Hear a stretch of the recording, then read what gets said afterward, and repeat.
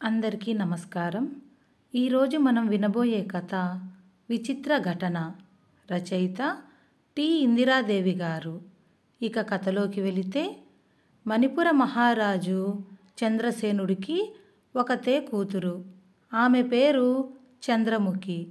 చిన్నతనంలోనే తల్లిని పోగొట్టుకున్న చంద్రముఖిని రాజు ఎంతో గారాబంగా పెంచాడు.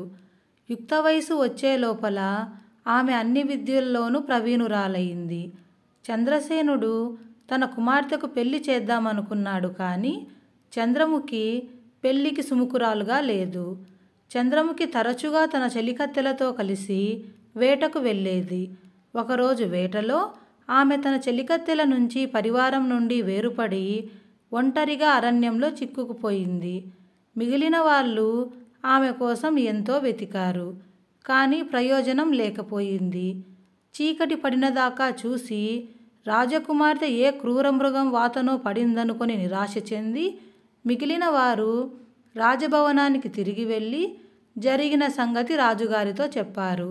అయితే అంతకు పూర్వమే చంద్రముఖి ఇల్లు చేరుకొని తన పరివారం గతి ఏమైనది ఎవరికీ చెప్పక, ఇంకా చీకటి పడకముందే తన గదికి వెళ్ళిపోతూ తెల్లవారిన దాకా తనను లేపవద్దని హెచ్చరించింది. అది మొదలు ఆమె పరధ్యానంగానూ విచారంగానూ ఉన్నట్లు అందరికీ కనిపిస్తూ వచ్చింది. దానికి కారణం ఏమిటో ఆమె చేత ఎంత ప్రయత్నించి ఎవరూ చెప్పించలేకపోయారు. ప్రతిరోజు ఆమె చీకటి పడకముందే తన గదికి వెళ్ళిపోయి తలుపులు బిగించుకొని తెల్లవారిన దాకా బయటకి వచ్చేది కాదు. ఆమెకు త్వరలో వివాహం చేయటం మంచిదని రాజుకు తోచింది. అందుకు చంద్రముఖి కూడా ఒప్పుకుంది. రాజు పరమానందభరితుడై ఆమెకు స్వయంవరం ఏర్పాటు చేశాడు. స్వయంవరం నాటికి అనేక మంది రాజకుమారులు వచ్చారు. ఎందుకంటే చంద్రముఖి గొప్ప సౌందర్యవతి అని ప్రతీతి ఉండేది. చంద్రముఖి దట్టమైన మేలుముసుగు ముఖానికి కప్పుకొని, చేతిలో వరమాల పట్టుకొని స్వయంవర మంటపానికి వచ్చింది. ఆమె ఏ రాకుమారుడిని పరీక్షగా చూసినట్లు కనిపించలేదు. మొక్కు తీర్చుకునే దానిలాగా ఆమె ఎవరో ఒకరి మెడలో మాల వేసి చప్పున అంతఃపురంలోకి తిరిగి వెళ్ళిపోయింది. అప్పటికే సూర్యాస్తమయం కావచ్చింది. రాకుమార్తె ప్రవర్తన అందరికీ ఆశ్చర్యాన్ని కలిగించింది. అలాంటి స్వయంవరాన్ని ఎవరూ ఎక్కడా చూసి ఉండలేదు. ఏమైనా స్వయంవరం ముగిసింది గనుక వరమాల అందుకున్న చేదీ దేశపు యువరాజు చక్రసేనుడు తప్ప మిగిలిన వారందరూ తమ తమ దేశాలకు వెళ్ళిపోయారు. చక్రసేనుడు మాత్రం ఆ రోజు చంద్రసేన మహారాజు ఆతిథ్యం స్వీకరించాడు. మర్నాడు చంద్రసేనుడు తన అల్లుడి కత్తిని తీసుకొని అతన్ని, అతని పరివారాన్ని సగౌరవంగా చేదీ దేశానికి తిప్పి పంపాడు. కత్తికి పెళ్లి చేయటం మణిపుర రాజవంశ సంప్రదాయం. చంద్రముఖికి చక్రసేనుడి కత్తికి వైభవంగా వివాహం జరిగింది.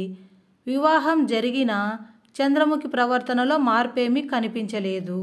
1 నెల రోజులు కుమార్తెను తన వద్దనే ఉంచుకొని, ఒక శుభముహూర్తాన కట్న కానుకలతో చంద్రసేన మహారాజు ఆమెను సపరివారంగా అత్తవారింటికి పంపాడు.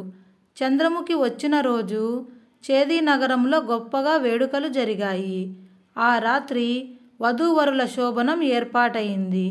చంద్రముఖి సూర్యాస్తమయం కాకుండానే భోజనం చేసి శయ్యాగృహానికి చెలికత్తెల వెంట వెళ్ళిపోయి, చీకటి పడేలోపుగా తన చెలికత్తెలందరినీ పంపేసి తాను గదిలో ఒంటరిగా మిగిలిపోయింది. పెళ్ళికొడుకైన చక్రసేనుడు రాత్రి కొంత పొద్దుపోయి శయ్యాగృహానికి వెళ్ళాడు. కానీ అక్కడ ఎవరూ లేరు. తన భార్య గొప్ప అందగత్తె అని విన్నాడే గాని చక్రసేనుడు ఇంతదాకా ఆమె ముఖం చూసి ఎరుగడు. ఆమె కనిపించకపోయేసరికి అతనికి ఆశాభంగం అయ్యింది. అతను తన భార్యను గురించి అందరినీ అడిగాడు.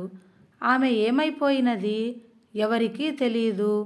రాజభవనం అంతా వెతికారు గాని ఆమె జాడ కనిపించలేదు. చక్రసేనుడు ఆ రాత్రికి రాత్రే తన భార్యను వెతుకుతూ గుర్రం మీద బయలుదేరాడు.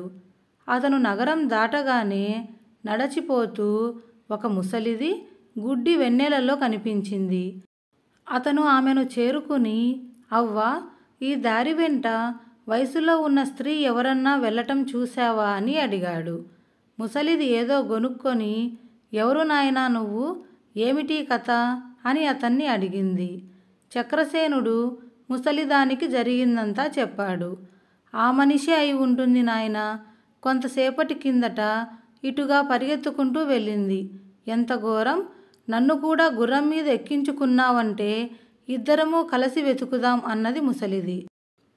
ఇద్దరూ గుర్రం మీద చాలాసేపు ఆ ప్రాంతాల గల దారులన్నీ తిరిగారు. కానీ చంద్రముఖి జాడలేదు. నాయనా, చాలా దూరం తిరిగాం, ఇంకో జాముకల్లా తెల్లవారిపోతుంది. ఈ చెట్టు కింద కాస్త విశ్రమించుదాం అన్నది ముసలిది. అప్పటికి గుడ్డి వెన్నెల కూడా పోయి కటిక చీకటి ఆవరించటం చేత చక్రసేనుడు ఆమె సలహా పాటించి ఒక చెట్టు కింద పడుకొని వెంటనే నిద్రపోయాడు. మరునాడు ఎండ ముఖం మీద పడ్డాక గాని అతనికి మెలకువ రాలేదు. అతను నిద్రలేస్తూనే అవ్వ కోసం చూశాడు. కానీ ఆమె ఎటో వెళ్ళినట్టున్నది. అతనికి కొంత దూరంలో ఒక సెలయేరు, దాని పక్కన ఒక గుడిసె కనిపించాయి. ఆ గుడిసె బయట ఎవరో స్త్రీ నిలబడి ఉన్నది. చక్రసేనుడు వెళ్ళి చూస్తే ఆమె అవ్వ కాదు. ఈమె మంచి వయసులో ఉండి చూడటానికి ఎంతో అందంగా ఉన్నది. ఈమె ధరించిన బట్టలు అవ్వ ధరించినవిలాగే ఉన్నాయి. ఎవరు నువ్వు, నీకిక్కడ అవ్వ ఎవరన్నా కనిపించిందా అని చక్రసేనుడు ఆ పిల్లను అడిగాడు. నా పేరు చంప. ఆ అవ్వ మా అవ్వే అయి ఉంటుంది.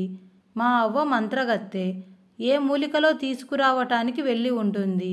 మేమిద్దరము ఈ గుడిసెలోనే ఉంటున్నాం అన్నది ఆ పిల్ల.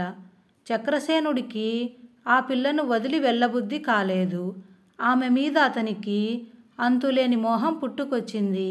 అతను ఆమెతో ఆ గుడిసెలోనే చాలాసేపు గడిపి మళ్ళీ వస్తానని చెప్పి తన గుర్తుగా ఆమెకు ఒక ఉంగరం ఇచ్చి తన ఇంటికి తిరిగి వచ్చేశాడు. చంద్రముఖి కోసం చాలా రోజులు వెతికి విసిగిపోయి ఆమె మరి కనిపించదని, కనిపించినా ఆమెను కోడలుగా స్వీకరించనవసరం లేదని చక్రసేనుడి తల్లిదండ్రులు నిర్ణయించుకున్నారు. చక్రసేనుడు ప్రతి ఉదయము చంప వద్దకు వచ్చి ఆమెతో సాయంకాలం దాకా ఉంటూ చీకటి పడే వేళకు ఇంటికి తిరిగిపోతూ ఉన్నాడు. రాను రాను అతనికి ఆమె మీద అపారమైన ప్రేమ ఏర్పడి ఆమెను ఒక్క గడియ విడిచిపెట్టకుండా అసాధ్యం అనిపించసాగింది.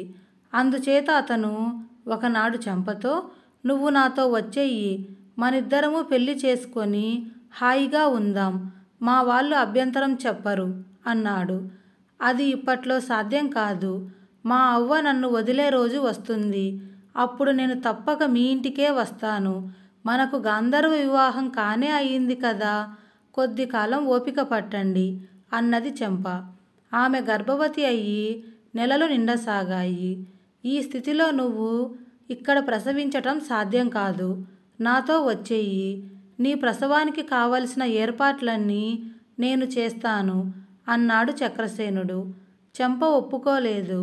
కనీసం ఇక్కడికి పరిచారికలను మంత్రసానులను పంపుతాను అన్నాడు చక్రసేనుడు.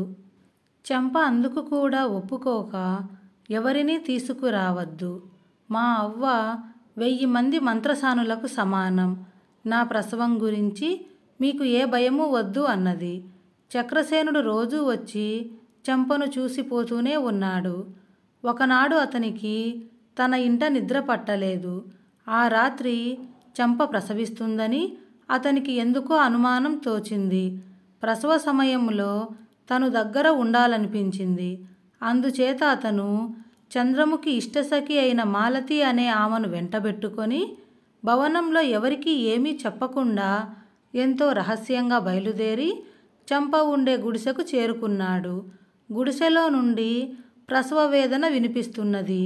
చక్రసేనుడు బయటనే ఉండి మాలతిని లోపలికి వెళ్ళి సహాయపడమన్నాడు. మాలతి లోపలికి వెళ్తూనే కెవ్వున అరిచి బయటకు వచ్చింది. లోపల ఏదో దారుణం జరిగిందనుకొని చక్రసేనుడు తానే లోపలికి వెళ్ళి అక్కడ దృశ్యం చూసి కొయ్యబారిపోయాడు. లోపల ప్రసవ వేదన పడుతున్న మనిషి చంప కాదు, అవ్వ. చంద్రసేనుడి తల తిరిగిపోయింది. అతను, అవ్వ, నీకీ దుస్థితి ఎలా కలిగింది? చంప ఎక్కడ అన్నాడు. అవ్వ బాధలోనే, ముందు నాకు సహాయం కావాలి, మాలతిని రమ్మనండి అని మూలిగింది. చేసేది లేక చక్రసేనుడు బయటకు వచ్చి మాలతిని లోపలికి పంపాడు. అవ్వకు మాలతి పేరు ఎలా తెలుసు అన్న అనుమానం కూడా అతనికి రాలేదు. మాలతి లోపలికి వచ్చిన మరుక్షణంలోనే అవ్వ పండులాంటి మగపిల్లవాన్ని కని తన ముసలి రూపం పోగొట్టుకున్నది. చంద్రముఖి, నువ్వా అని మాలతి అరవటం బయట ఉన్న చక్రసేనుడు విని లోపలికి వెళ్ళి చెంపను పిల్లవాన్ని చూశాడు. చెంప, నువ్వేనా ప్రసవించింది? ఆ ముసలిది ఏమయింది అన్నాడు చక్రసేనుడు. నేనే ఆ ముసలిదాన్ని, నేనే చంద్రముఖిని కూడా. తెలియక ఒక పాపం చేసి శాపాన్ని పొంది పడరాని పాట్లు పడ్డాను. ఈ బిడ్డ కలగడంతో నా శాపం తీరిపోయింది అంటూ చంద్రముఖి జరిగిన సంగతి ఇలా చెప్పింది. ఆమె వేటకు వెళ్ళిన రోజు అరణ్యంలో ఒంటరిదైపోయి పొదలచాటున లేడి కనబడినట్టు తోచి బాణం వేసి ఒక మునిని కొట్టింది. ఆయన కోపించి ఆమెను ముసలిదానివి కమ్మని శపించాడు. చంద్రముఖి ఆయన కాళ్ళ మీద పడి ఏడ్చి శాపం ఉపసంహరించమని ప్రార్థించింది. రాత్రివేళ మాత్రమే ఆమె ముసలిదైపోయేటట్లు ఒక పిల్లవాన్ని కన్న తరువాత ఆమెకు శాప విమోచనం కలిగేటట్టు ముని అనుగ్రహించాడు. అందుచేతనే రాత్రివేళ ఆమె ఎవరికంటా పడలేదు. ఆమె వివాహం చేసుకున్నది కూడా గర్భం ధరించి శాప విముక్తి పొందుదామనే. తనకు కాబోయే భర్త ఎవరన్నది అప్పుడు ఆమెకు పట్టలేదు. కానీ పెళ్లితో ఆమె సమస్య తీరలేదు. రాత్రివేళ ఆమె భర్త కళ్ళ పడటానికి లేదు. అదృష్టవశాన ఆమె రాత్రివేళ తన భర్త కళ్ళ పడకుండా గర్భవతి అయ్యి పిల్లవాన్ని కని శాప విముక్తి పొందగలిగింది. అయితే 1 సంవత్సరమంతా మనుషులకు దూరంగా అరణ్యంలోని ఒక పాడుబడిన గుడిసెలో నివసించి రాజకుమార్తె అయినా మనిషి పడలేని పాట్లు కష్టాలు అన్నీ పడింది. అంతా విని చక్రసేనుడు తన భార్య ధైర్య సాహసాలను దృఢనిశ్చయాన్ని అభినందించి ఆమెను తన కుమారుణ్ణి తన నగరానికి తీసుకుపోయి జరిగినదంతా తన తల్లిదండ్రులకు చెప్పి భార్యాబిడ్డలతో సుఖంగా ఉన్నాడు. కథ కంచికి మనం మరో కథలోకి. ఈ కథ మీకు నచ్చినట్లయితే దయచేసి లైక్ చేసి షేర్ చేయండి. మరిన్ని మంచి తెలుగు కథల కోసం మన ఛానల్ని సబ్స్క్రైబ్ చేసుకొని ఆల్ అనే బటన్ని ట్యాప్ చేయడం మాత్రం మర్చిపోకండి.